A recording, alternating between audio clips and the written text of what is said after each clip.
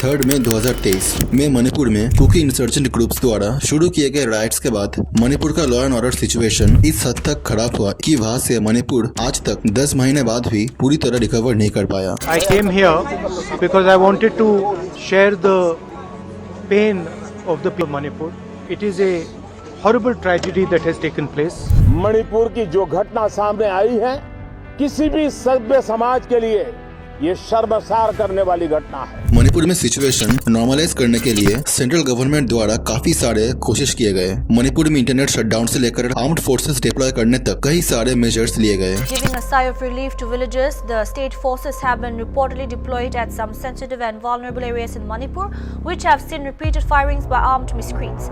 लेकिन इन सब के बाद भी मणिपुर का सिचुएशन को कम्प्लीटली नॉर्मलाइज करने में और यहाँ के इंसर्जेंट ग्रुप्स को कम्प्लीटली न्यूट्रलाइज करने में एटलीस्ट एक डिकेड या उससे भी ज्यादा लग सकते हैं। जब प्रॉब्लम्स की जड़ ही इतनी गहरी हो और सालों पुरानी हो तब ऐसे प्रॉब्लम्स को ओवरनाइट सॉल्व कर पाना भी बस एक 1 वीक प्रोजेक्ट का काम नहीं हो सकता। मणिपुर भारत के सारे नॉर्थ ईस्टर्न स्टेट्स में से one of the most sensitive state है। 1947 के इंडिया पाकिस्तान पार्टीशन में भारत का डिवीजन कुछ इस तरह से हुआ कि भारत के नॉर्थ ईस्टर्न स्टेट्स जैसे कि मणिपुर, आसाम, मिजोरम, नागालैंड जो कि भारत के कल्चर और सिविलाइजेशन से हजारों सालों से जुड़े हुए थे, वो सारे स्टेट्स पार्टीशन के चलते भारत के नए बने नेशनल बाउंड्रीज के फार ईस्ट में शिफ्ट हो गए। एज ए रिजल्ट ये सारे स्टेट्स कई हद तक भारत के मेन लैंड से कट ऑफ हो गए, जिसके लिए इकोनॉमिक और सोशल डेवलपमेंट में ये रीजियंस भारत के बाकी सारे स्टेट्स से यहाँ तक पीछे रह गए कि आज भी मणिपुर जीडीपी के मामले में भारत के one of the lowest ranking states में आता है और जिसका फायदा उठाया वहाँ के सेपरेटिस्ट और इंसर्जेंट ग्रुप्स ने। भारत के इंडिपेंडेंस से पहले under British Raj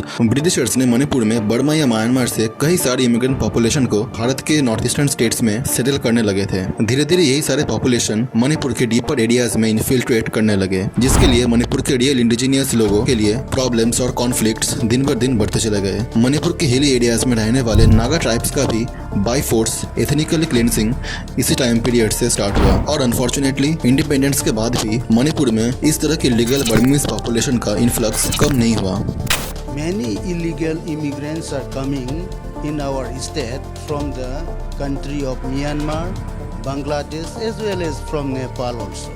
But the situation is worse in case of Myanmar because Myanmar and our state is having a border of around 398 kilometers. अक्टूबर 1949 में Manipur became a part of India, but उस वक्त के Nehruvian Indian government Indian north east को भारत के main stream में लाने में कुछ खास इंटरेस्टेड या मोटिवेटेड नहीं थे। ब्रिटिशर्स के भारत से जाने के बाद भी नॉर्थ ईस्टर्न स्टेट्स में इकोनॉमिक और सोसाइटल रिफॉर्म्स के मामले में नेहरू गवर्नमेंट कम्प्लीटली क्लूलेस थी। एज ए रिजल्ट धीरे धीरे इन सारे स्टेट्स में इंसर्जेंसी, सेपरेटिस्ट एक्टिविज्म और टेररिज्म बहुत ज्यादा बढ़ चुका था। हालत इतना खराब हो चुका था कि मणिपुर समेत इन सारे स्टेट्स में 1981 में आफ्सपा या आर्म्ड स्पेशल फोर्सेस एक्ट को लागू किया गया और मणिपुर को एक डिस्टर्ब स्टेट घोषित किया गया। ये AFSPA act Indian armed forces को स्पेशल पावर देती है, जिससे आर्म्ड फोर्सेस को पूरी छूट मिलती है कि कोई भी तरह की मिलिट्री एक्शन लेने की। लेकिन 1981 से 2004 तक मणिपुर में आफ्सपा लागू रहने के बाद भी इस एक्ट का इनफेक्टिव और इनएफिशिएंट इंप्लीमेंटेशन की वजह से लॉन्ग टर्म में यहाँ की सिचुएशन कुछ खास इंप्रूव नहीं हो पाया। और इस दौरान इंसर्जेंसी और वायलेंस के साथ मणिपुर में एक और चीज जो कांस्टेंट थी वो थे continuous illegal immigration from Myanmar और इन सारे स्टेट्स में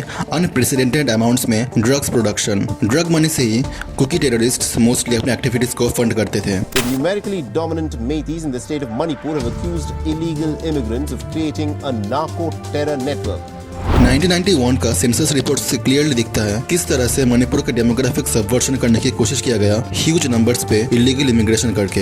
ये newly influx population mostly Christian थी, जिसके लिए भारत के कल्चर और सिविलाइजेशन में 100% सेटल हो पाना नामुमकिन था। ब्रिटिश एरा से ही Christian missionaries massive industrial scale पे मणिपुर और इंडिया के अदर नॉर्थ ईस्टर्न स्टेट्स में एक्टिव हो चुके थे, जिसका असर इस हद तक हुआ कि आज इंडिया के नॉर्थ ईस्टर्न स्टेट्स में क्रिश्चियंस ही मोस्टली मेजोरिटी में है, जिससे मणिपुर के इंडिजिनियस ट्राइबल्स और लोकल्स के लिए सिचुएशन और भी खराब होते चला गया। और इसी बढ़ती हुई टेंशन का आउटबर्स्ट था लास्ट ईयर की मई में हुई मणिपुर राइट्स।